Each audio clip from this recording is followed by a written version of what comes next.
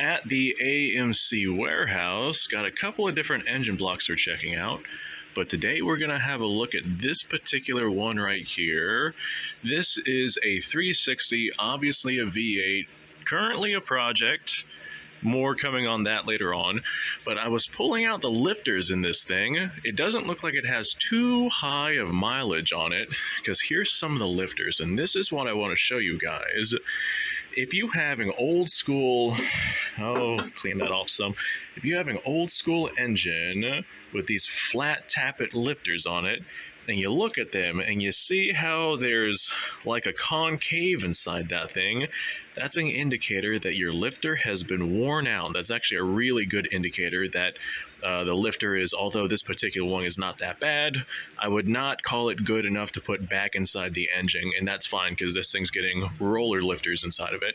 So what these actually are is, well, they sit inside your engine in these various little holes. Of course, on individual engines it's going to be a little bit different, and those right there activate push rods that go up to the engine heads, which I will show you guys in a second. Over here, here's an example of an engine that's got push rods in it. Those lifters, they push up to those push rods, and as they push up on those push rods, they push up on the various valves and whatnot that are on the engine heads. This right here is probably going to be a topic for another video. And as they push on those valves, they push up and open up either the intake or the exhaust, depending on where the engine is at in its particular cycle. And these lifters know to push up because they are riding on the cam that is inside of the engine. So as this cam is spinning, wherever the lifter is, it is riding on these little cam lobes, and you see on these lobes, there's little high spots on these cam lobes.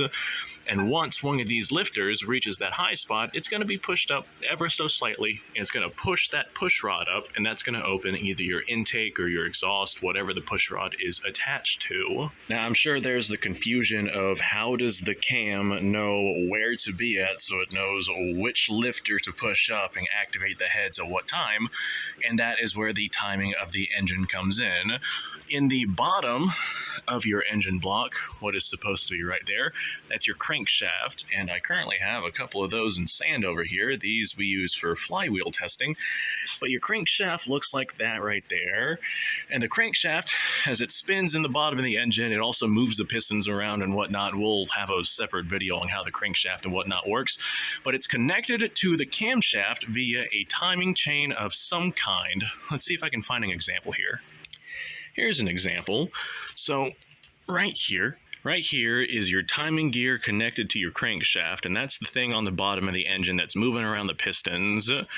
Now, with this right here moving, this chain right here connects to your camshaft, which is what is going to move your lifters and thus move your push rods, which you can see right here. Here's your lifters, here's your push rods.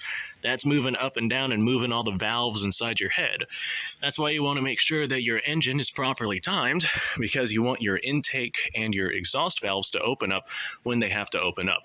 And testing engine timing is probably another topic for yet another video. I got a lot of things that I'm coming up with ideas for. So as this is spinning, it is also spinning this right here. This is spinning because the explosions happening inside the pistons are pushing them downwards, and then centrifugal force is pushing them back upwards, and that's where you get the power inside your engine. And this right here, the camshaft, operates those lifters, which operates the valves inside the head. It's very simple. So if you have a roller cam system, your lifters are going to have little rollers on them versus being these flat ones. And those rollers basically last forever. The thing is, they're more expensive than these flat ones, and these flat ones will get you a good, 300,000 miles out of your engine. So why not just use it? Because by the time these wear out, the engine's going to be wore out anyway.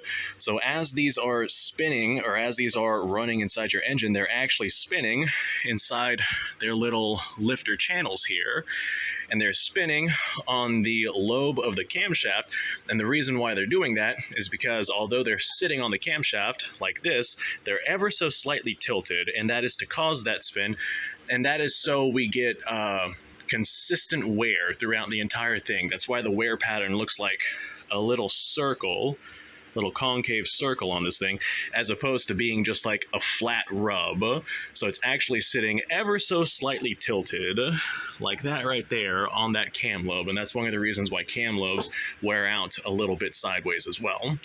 So there we go, there's how you identify a worn out flat lifter, and also a little bit how the lifter system, camshaft system works in an engine.